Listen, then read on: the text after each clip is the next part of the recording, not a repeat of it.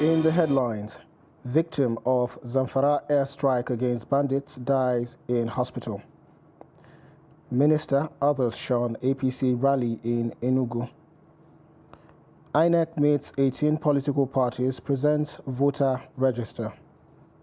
And on the international scene, protesters in Peru mourn their dead as clashes continue. Hello and welcome to News Update on Trust TV. I am Sagir Ibrahim.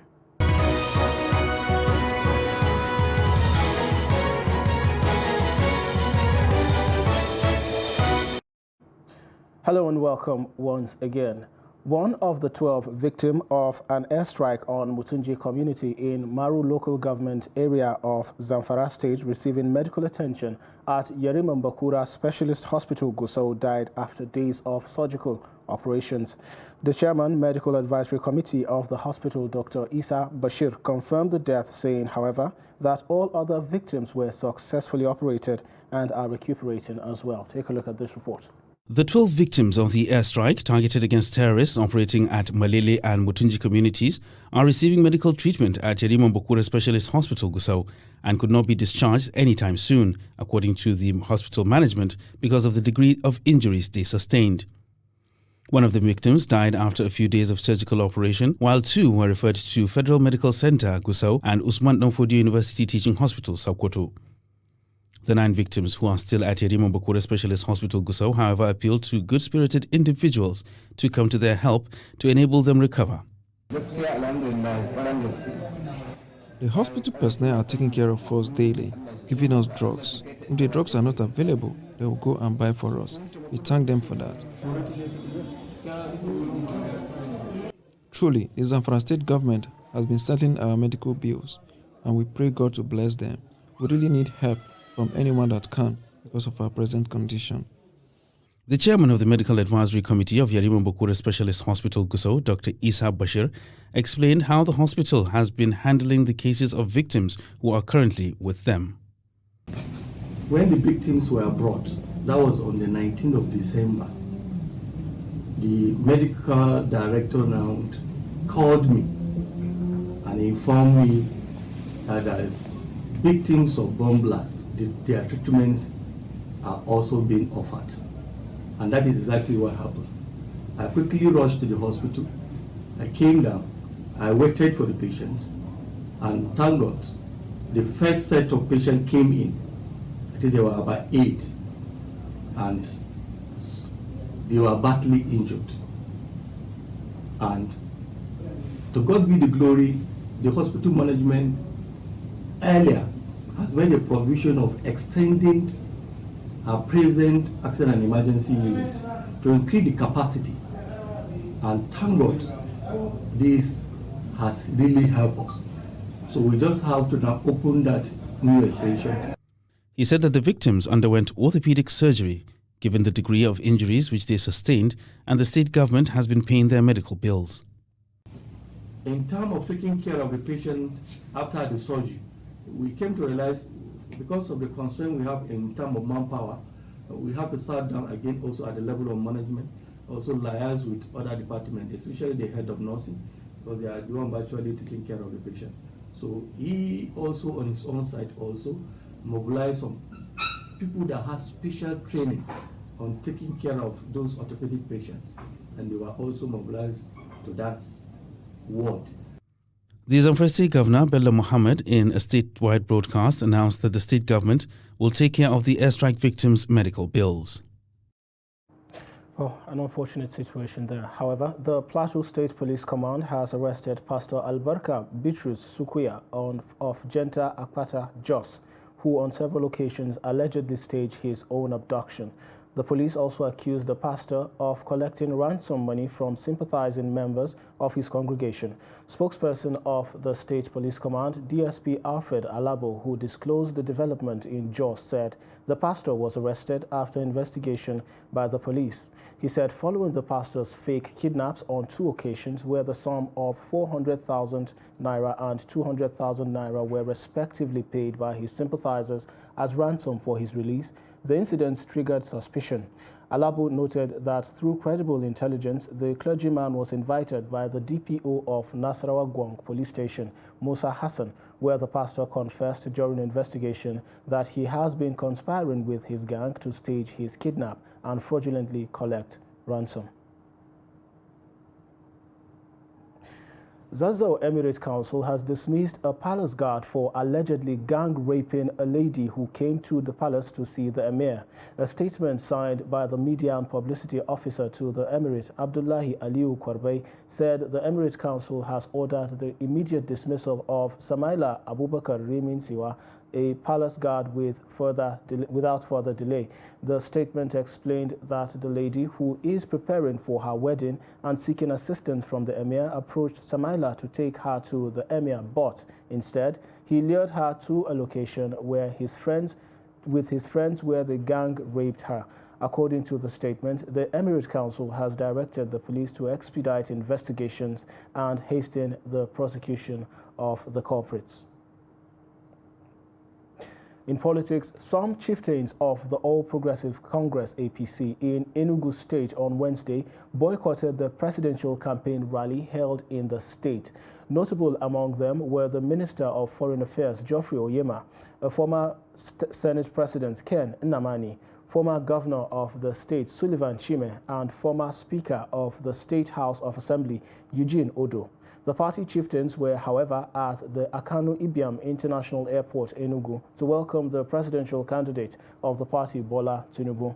Sullivan Chime told newsmen that they were at the airport to receive the presidential candidate, but could not appear at the rally because of the internal issue they had with the APC chairperson in Enugu State, Ugochukwu Agbala. The former governor said someone not known by the party emerged as the party chairman, and nothing has been done about their grievances after they staged a peaceful protest at the APC National Secretariat in Abuja.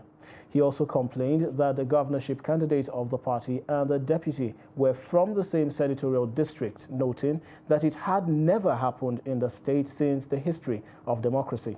A former Speaker of the State House of Assembly, Eugene Odo, said they stayed away from the rally because of the chairman's attitude towards them. And also, the Department of State Services, DSS, has arrested Doyin Okupe, a chieftain of the Labour Party. He was arrested on Thursday at the Murtala Mohammed International Airport in Lagos. DSS spokesperson Peter Afunanya said Okupe was intercepted at the Terminal 1 of the airport at the instance of the Economic and Financial Crimes Commission. We will bring you details of this report in our subsequent bulletins. And away from that, the Independent National Electoral Commission, INEC, has presented voters' register to the 18 political parties ahead of the presidential and National Assembly, as well as governorship and state assembly elections scheduled for February 25th and 11th March this year. Noel Sampson has more. The Commission had last year suspended its continuous voters' registration exercise to focus attention on the forthcoming elections. Total registered voters now rose to 93,469,008. The Commission said female registered voters are 44,414,846, representing 47.5%, while male registered voters are 49,054,162, which is 52.5% of the voting population. The distribution by age group shows that 37,060,339, or 39.65%, are youth between the ages of 18 and 34. 33,413,591, representing 35.75%, are middle-aged persons between the ages of 35 and 49. 17,700,270, representing 18.94%, are elderly voters between the ages of 50 and 69, while 5,294,748, representing 5.66%, are senior citizens aged 70 and above. In terms of occupational distribution, students constitute the largest category with 26,027,481 voters, representing 27.8% of the total. INEC Chairman Professor Mahmood Yakub seized the opportunity to dismiss reports of planned postponement or cancellation of the coming elections. The repeated assurance by the security agencies for the adequate protection of personnel, materials, and processes also reinforces our determination to proceed. The 2023 general election will hold as scheduled. Political parties reassured the Commission of the full support in order to have a free, fair, and credible elections. We have to put the country forward. We don't put the country under intense pressure that this democracy, making that the world to look as if there's, the democracy will not succeed, or this election there will be problem. We are not seeing any problem. Yet people will attempt to frustrate it, but we should please see that we work together to see that we own this country. The electoral umpire restates commitment to its critical stakeholders of conducting a free, fair, and credible election. Noel Samson, Trust TV News, Abuja.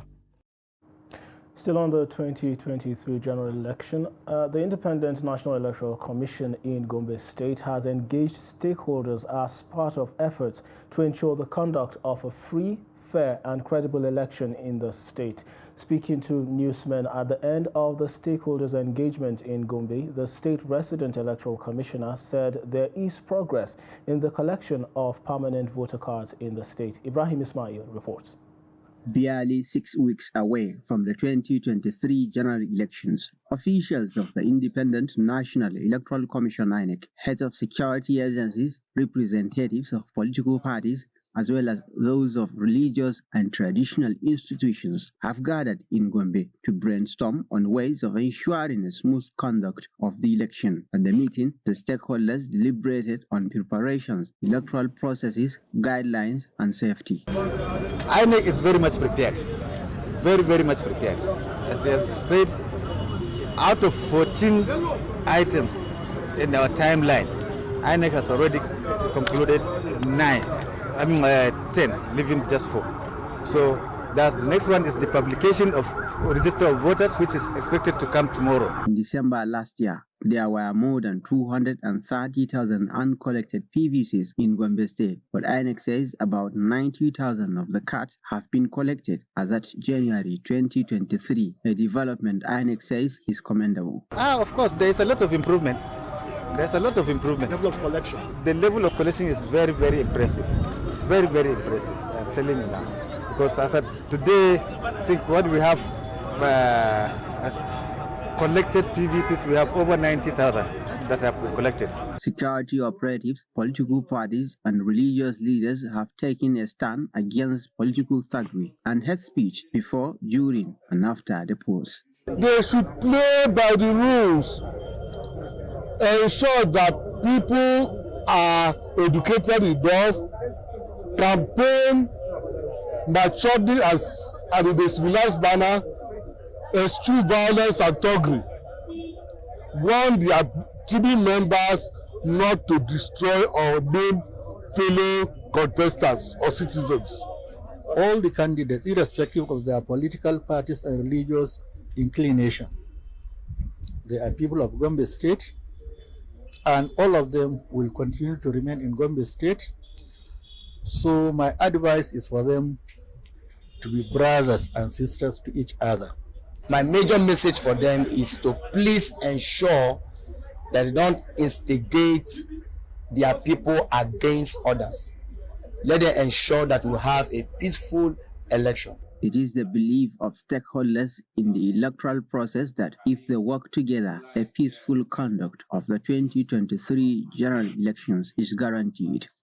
From Gombe, Ibrahim Ismail reporting for Trust TV. Borno women have been advised to unite in order to reduce the gap in the ratio of women to men in the political arena of the state in the 2023 elections.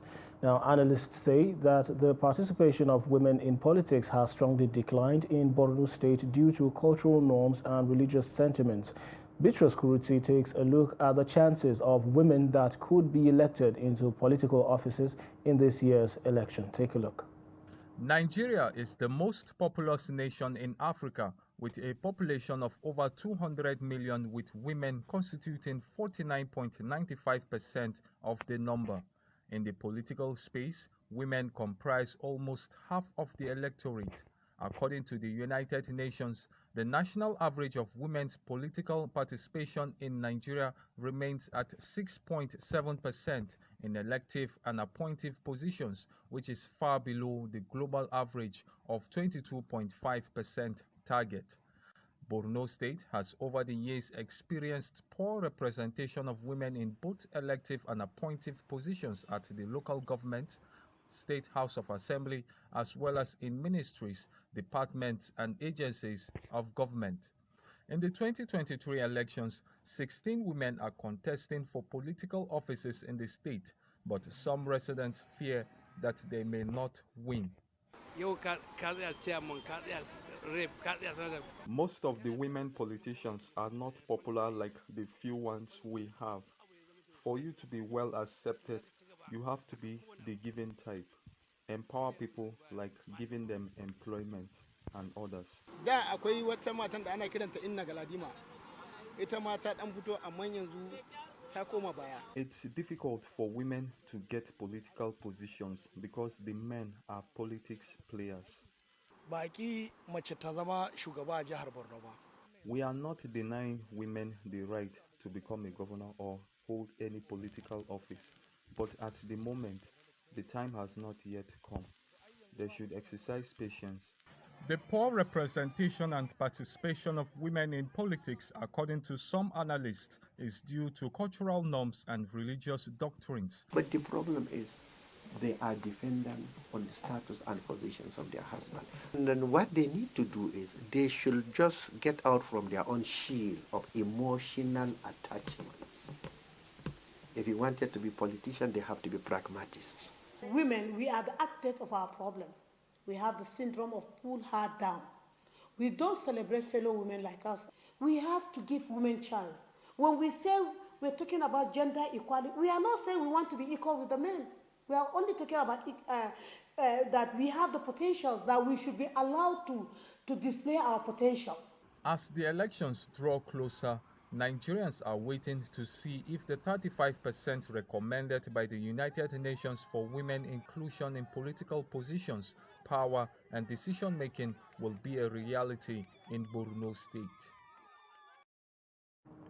The Criminal Investigation Department Lagos Command has arrested 55-year-old Oluwole Akonde for allegedly impersonating the Commissioner of Police Railway Command, Yetunde Longe, and defrauding an 80-year-old man of 250 million naira. Longe, who confirmed the arrest on Wednesday in Lagos, said she got a call from CP Frank Mba, a former force spokesperson, on the matter.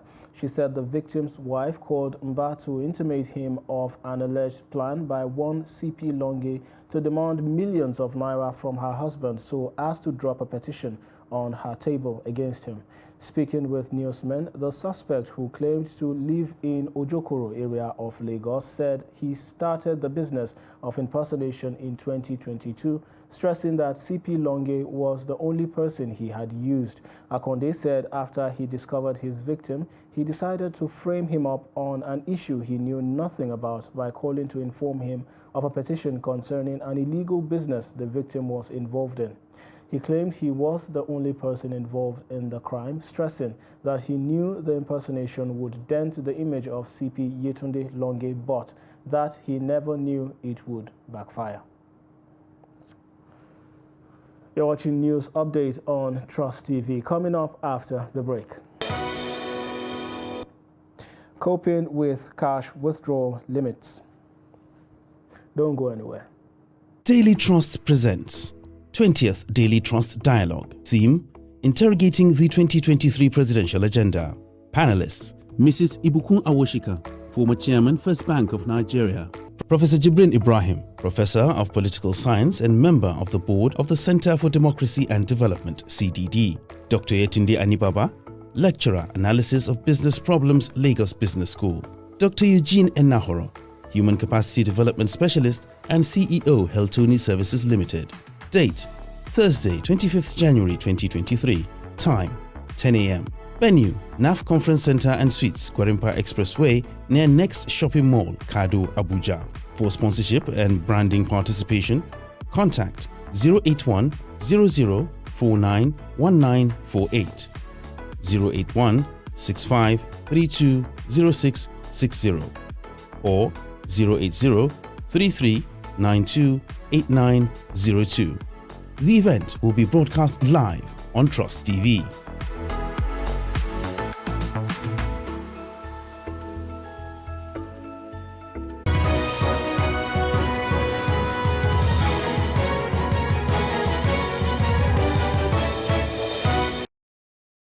Just joining you, watching news updates on Trust TV. Now a recap of our top stories. Earlier we told you victim of Zamfara airstrike against bandits dies in hospital. And minister others shun APC rally in Enugu. Two other stories now. Family of the deceased son of Senator Kabir Gaya, Sadiq Gaya, has petitioned the Inspector General of Police and the Director of Public Prosecution at the Ministry of Justice to intervene and ensure justice is served. The family, through its lawyer, is requesting that the suspects be rearrested, detained, and subsequently put on trial to determine whether they are innocent or not. Take a look at this report. Addressing the media on Wednesday, the family is alleging that 6 persons, including Abdul Omolori, the son of former clerk of the Senate, Sani Omolori, who were initially arrested in connection with the incident, have been released on bail. They said they believe there is an attempt by the investigating police officers to cover up the matter, since the evidence available from the autopsy and the witness are with security agencies who are yet to act on the evidence.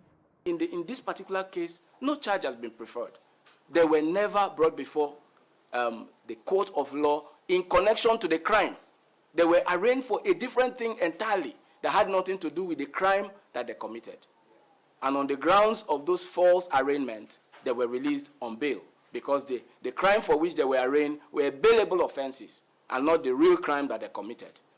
Which means that in the circumstance, we call on the IG to look into the IPOs who were involved in this case and let questions be asked in the circumstance. And the first doctor's reports did not indicate that he drowned, because after killing him, they went and dumped him in the swimming pool to show as if he was drowned already. But all we know is that the police have seriously compromised, because Omolori is a big man, he has money, and he has been giving them dollars as we had. There's nothing to hide because we're in Nigeria, because there's no way that a case of murder will be turned to something else and then gone to court under another case entirely, removing the murder and everything that transpired. No judge would have bailed him because any case of murder is not bailable in Nigeria yet. The FCT Police Command, through its spokesperson, Josephine Ade, had announced the arrest of suspects in connection with the death of the Kano-born 34-year-old father of 2 in mysterious circumstances on September 13, 2022, as his body was recovered from a hotel pool. But on the recent development, it is yet to issue an official statement on the matter. Aisha Salihu, Trust TV News, Abuja. Well, there you have it. However, Nigerians have called on the federal government to look into the Central Bank of Nigeria's new cash withdrawal policy for additional reviews as mixed reactions continue to trail the policy. Trust TV's Kabir Lawal examines the economic hardship faced by these Nigerians and POS operators. Take a look. Central Bank of Nigeria recently raised the cash withdrawal limit set for individuals and corporate organizations to 500,000 naira and 5 million naira respectively. However, since the review, cross-section of Nigerians and POS operators have vocalized their concerns over the increase in the charges and limits of withdrawals. Oh, it affected us. If government made any policy today, I want you to understand one thing. It's the masses. You understand? It's the masses that always affect. It affected us in so many ways. For instance, this issue of even the people that they are collecting 100, 200, they are the one that felt that really affects. Before, customers were patronizing us in terms of withdrawing in a huge amount, but now as the police now employ customers, despite the fact they are allowed to withdraw using POS more than 100,000, but the bank is 100,000 naira only. Now they are no more coming to withdraw from us because we, the POS, we are getting money through the bank, which we are not withdrawing more than 100,000. This 100,000, if you went to the bank from the ATM, if you want to withdraw money, from that 100,000, 5% is their charges, which almost all the customers are complaining. And we, the POS, we are not okay with it. It affects us a lot. POS operators said the policy has affected their businesses negatively as customers cannot withdraw large amounts like before. It affects everybody from the top, right? It's not just one person, right? It begins like a circle. And then at the end, it's the people at the grassroots that suffers it. Because you see that more money are not, salaries are not increased. So the person at the bottom, we keep giving and giving, and then there'll be nothing. Most of the money that is generated from the government, we are the ones even generating it from them. We, like, our social welfare is not even included in the major things we are meant to be getting from what we are meant to be getting from the government. Observers are of the view that the intervention of the Apex Bank with PEC's cash withdrawal limit can regulate the amount of cash outside the banking system and can also discourage promoters of vote buying. Kabir Lawal, Trust TV News, Abuja. And on the international scene, demonstrators in Peru blocked roads and held mass funerals on Wednesday for those killed in violent anti-government protests that have gripped the country for weeks as the United States called for restraints on both sides. In total, at least 40 people have died in more than a month of demonstrations demanding the resignation of President Dina Boluarte, who took over after the ouster and arrest of her predecessor, Pedro Castillo, on December 7th. And with that, we've come to the end of News Update on Trust TV. Do well to follow us across our social platforms. I'm Sagir Ibrahim. Thanks for watching.